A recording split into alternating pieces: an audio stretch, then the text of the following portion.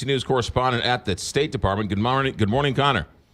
Good morning, McGraw. How are you? All right, so Mike Pompeo is in Saudi Arabia. What's the report? So you're right. He actually just left Turkey this morning. He's been on the ground in the Middle East now for about a day and a half, really to press for answers on the case of this missing journalist, Washington Post columnist Jamal Khashoggi. He, sort of has come up without any answers, though, at this point. He's flying back with commitments, he says, very strong commitments from the Saudis that they will conduct and support a thorough, transparent investigation. But at this point, he said this morning to reporters he doesn't want to comment on the facts. He wants to wait for that investigation to play out. We are hearing the last couple of days that Turkey has some audio, that there was a couple of private planes. Somebody thinks there was a bone saw in one of the carry-on luggages. How do they square Saudi Arabia? How do they square we're going to do an investigation when a lot of this stuff is leaking out? Yeah, the leaks have been just sort of surreal. This entire story unfolding mainly through those leaks. And a lot of those have been from Turkish officials who really, I think, are trying to pressure the U.S., pressure the Trump administration to come on board to their side and to sort of paint the picture here of the Saudi Arabia plot to not only kill this man, but as you said, possibly dismember him. None of that at this point has still been confirmed. And the Trump administration has more taken the side of Saudi Arabia. You heard the president yesterday in an interview with the Associated Press compare the situation actually to his Supreme Court justice nominee, Brett Kavanaugh, saying, here we go again with guilty until proven innocent. And so at this point in time, they're really still not judging either way the outcome here. They're waiting for the results of this investigation.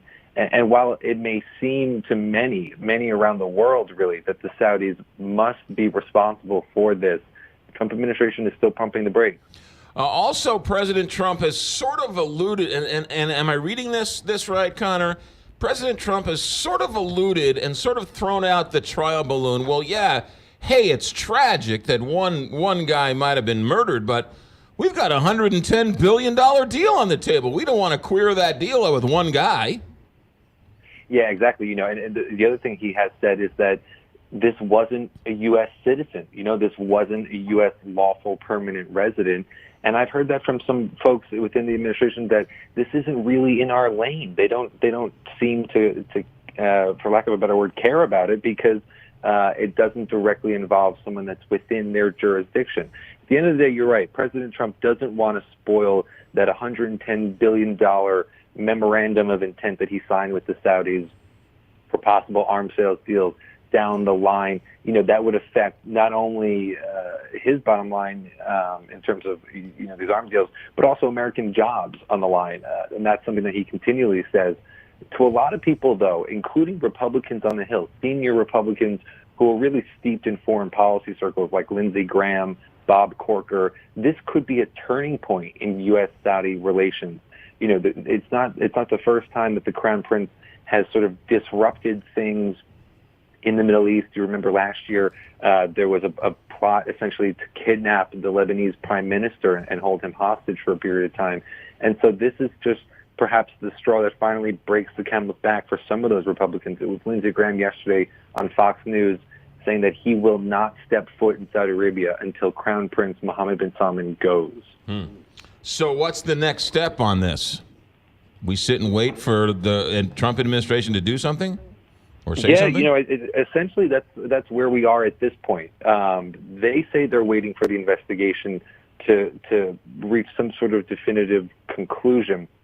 That could be a while, though. And in the meantime, as you said earlier, we've got these extraordinary leaks coming out from Turkey, and I'm sure more of those details will come out. There's now been a couple of outlets reporting, including the Wall Street Journal this morning, that there is audio that where you can hear Jamal Khashoggi enter the consulate and be killed almost immediately upon entering. And so we'll continue to hear these things, leak out in slow drips and drabs.